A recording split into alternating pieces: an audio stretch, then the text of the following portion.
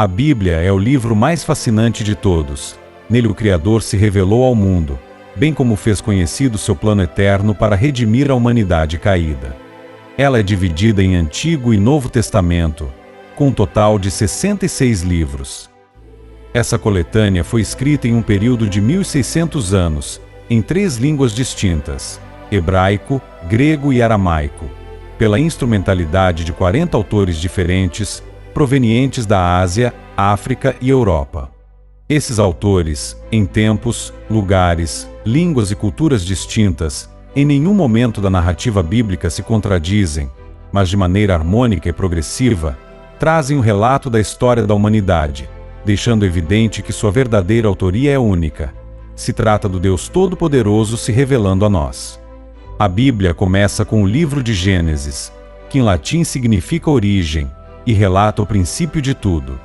A tradição religiosa acredita que o livro de Gênesis foi escrito por Moisés e não há nenhuma razão determinante para negar a autoria mosaica deste livro.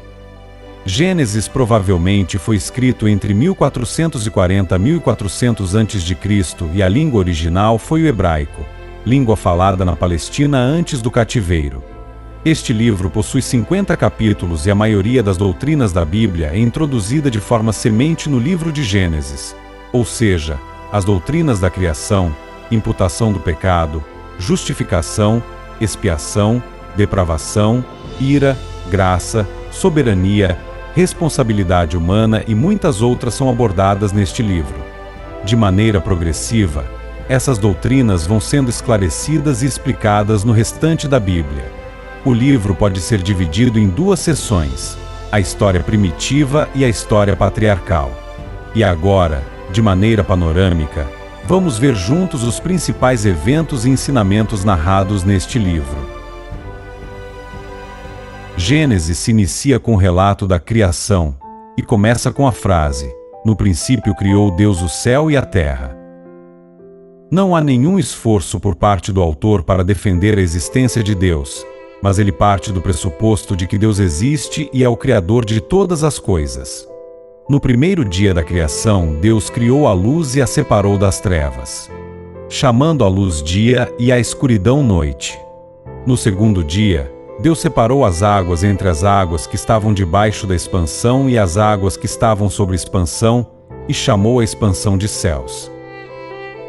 No terceiro dia, Deus formou os grandes oceanos e a terra seca. Deus criou toda a vegetação, erva verde e árvores frutíferas segundo a sua espécie. No quarto dia, Deus criou os luminares do céu, criou o sol, a lua e as estrelas. No quinto dia, Deus criou os animais marinhos e as aves segundo a sua espécie e ordenou que se multiplicassem. No sexto dia, Deus criou os animais terrestres conforme a sua espécie.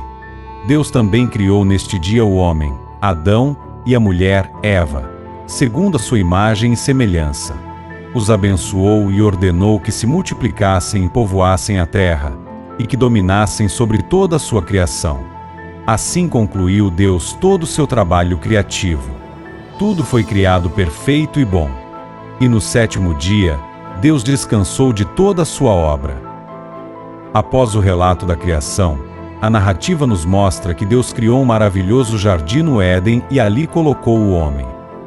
Deus deu a Adão e Eva a liberdade de desfrutar de todas as árvores frutíferas daquele lugar. Havia apenas uma restrição: eles não deveriam comer da árvore do conhecimento do bem e do mal. Deus estava experimentando o homem, para que ele aprendesse a servir e obedecer a Deus por sua livre vontade. Mas enganados pela astúcia da serpente, que conseguiu gerar dúvida no coração da mulher e minou a sua confiança na bondade e no amor de Deus, o primeiro casal então desobedeceu à ordem divina, cometendo assim o pecado original, o que introduziu na existência humana a morte física e espiritual, a separação de Deus e todo tipo de sofrimento. Nem mesmo a criação escapou das consequências do pecado. Mas mesmo em meio a esse caos, Deus, em um ato de amor e misericórdia, traz uma esperança, o prenúncio da redenção. Farei que haja inimizade entre você e a mulher, e entre a sua descendência e o descendente dela. Ele lhe ferirá a cabeça, e você lhe ferirá o calcanhar. o que significava que haveria uma luta entre o homem e o poder que causou a sua queda. O homem seria vitorioso por meio de seu descendente, o Filho do Homem, mas a vitória seria por meio de sofrimento, por meio da morte do descendente da mulher, Cristo. A narrativa continua e nos mostra que o pecado se tornou hereditário, levando o homem à sua própria destruição. Temos o relato de Caim e Abel, os primeiros filhos de Adão e Eva. Quando Deus aceitou a oferta de Abel e rejeitou a de Caim, este comete o primeiro homicídio da história da humanidade, tirando a vida de seu próprio irmão, movido por ciúmes e inveja. Depois disso, Caim então foi amaldiçoado e por meio dele surgiu a primeira civilização que incluía uma grande cidade, agricultura, manufaturas e artes, mas também, e infelizmente, foram incluídos nessa civilização a poligamia, violação do matrimônio e o espírito de violência e crueldade. Com a morte de Abel e a rejeição de Caim, a promessa de redenção recaiu sobre Sete, o terceiro filho de Adão e Eva. Havia agora duas classes de homens, os ímpios descendentes de Caim e os piedosos descendentes de Sete. Contudo, essas duas linhagens acabaram se misturando em função de casamentos, e o resultado foi um estado de impiedade generalizados, desordem e maldade na terra, o que causou a decisão divina de destruir a humanidade, por causa do nível elevado de corrupção que chegaram. E viu o Senhor que a maldade do homem se multiplicara sobre a terra e que toda a imaginação dos pensamentos de seu coração era só má continuamente. Dentre os descendentes de Sete, Noé achou graça aos olhos do Senhor, e foi escolhido para construir uma grande arca, que salvaria ele e sua família e um casal de animais de cada espécie. Noé então obedeceu e construiu a arca conforme as orientações dadas pelo próprio Deus. Com a arca pronta, Deus ordenou a Noé que entrasse na arca, ele e sua esposa, seus 3 filhos e suas noras e todos os pares de animais. Deus então destruiu o mundo pelo dilúvio. Nenhuma carne sobreviveu, exceto aqueles que estavam na arca. Diante disso, uma nova raça começou com a família de Noé. A partir de seus 3 filhos, Sem, Cão e Jafé, o mundo foi novamente povoado. Sem e Jafé foram abençoados por seu pai. Cão, porém, foi amaldiçoado por causa de sua postura desrespeitosa a Noé. Dentre os descendentes de Cão, Nimrod se destacou. Homem que se tornou poderoso e que encabeçou o ato de rebelião contra Deus, através da construção de uma grande torre, conhecida como Torre de Babel. Deus tinha dado uma ordem clara aos descendentes de Noé.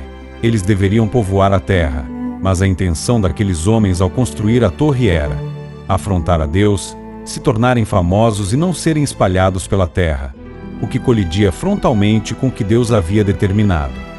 Deus destruiu esse plano, confundindo a língua deles.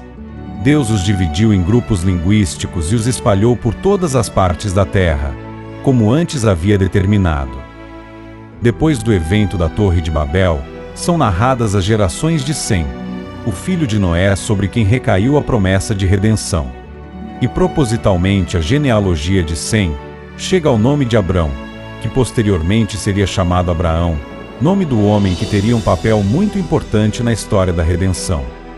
Deus separou Abraão do seu ambiente pagão, e além de promessas pessoais, lhe fez promessas nacionais e universais. A promessa de uma terra, Canaã. A promessa de ser pai de uma grande nação, Israel. A promessa de ser bênção para as nações, através do Redentor prometido, que seria seu descendente. O que destaca a vida desse patriarca é a sua postura de fé. Não à toa ele é chamado de pai da fé e dos que haveriam de crer. Sua fé foi demonstrada quando foi chamado a ir para uma terra distante que ele não conhecia, e foi intensamente provada quando decide sacrificar seu filho Isaque em obediência a Deus. Mas Deus não permitiu que tal ato acontecesse e proveu para si o cordeiro. Isaque, o filho da promessa, teve um nascimento milagroso, pois além de sua mãe Sara ser estéril, ambos os seus pais, Sara e Abraão, já eram muito avançados em idade. Mas mesmo diante de todas as impossibilidades, Deus cumpriu a sua promessa. Isaque nasceu, teve a mesma postura de fé de Abraão e sobre ele foram confirmadas todas as promessas feitas a seu pai. Nasceram a Isaque 2 filhos, Esaú e Jacó. Esaú, mesmo sendo primogênito, foi rejeitado, pelo seu desprezo pela promessa, e Jacó foi o escolhido como portador de todas as bênçãos.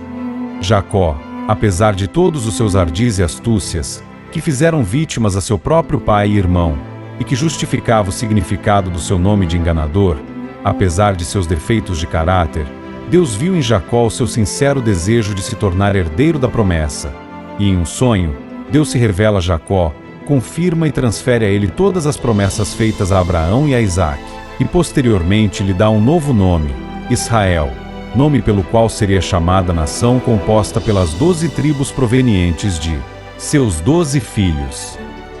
Dentre os 12 filhos de Jacó, José foi aquele a quem Deus escolheu, para através de sua vida, cumprir seus propósitos na futura nação de Israel, e por sonhos, Deus já o preparava para esse momento. Sendo o filho preferido de seu pai e invejado por isso pelos seus irmãos, ele é arrancado do seio de sua família e levado ao Egito como escravo, onde depois de muitas adversidades, tentações e anos de espera para o cumprimento da promessa, chegou à posição de vice-governador do Egito. Durante uma grande fome na terra, seus irmãos, à procura de alimento, chegam ao Egito, e ao se inclinarem diante de José, este vê o cumprimento dos sonhos dados por Deus a ele. As experiências de José estavam ligadas com o plano maior de redenção. Deus permitiu que ele fosse vendido pelos irmãos ao Egito e que sofresse tudo o que sofreu para ser elevado, e dessa maneira ter a oportunidade de salvar da fome a família escolhida, colocá-la em um território onde pudesse tornar-se uma grande nação e passar por diversas experiências até que o Senhor os conduzisse à conquista da terra prometida. Deus tinha um plano e tudo estava dentro de seu soberano propósito. O livro se encerra com a morte de José e seu pedido de que quando Deus os levasse à terra prometida, seus irmãos levassem os seus ossos daquele lugar. Tal era sua certeza do cumprimento do que Deus havia prometido. Algumas verdades e princípios do livro de Gênesis. Deus existe e é o Criador de todas as coisas. A dignidade da vida humana está no fato de sermos imagem e semelhança de Deus. Depois da queda, o coração do homem passou a se inclinar para o mal. Deus fez uma misericordiosa promessa de redenção.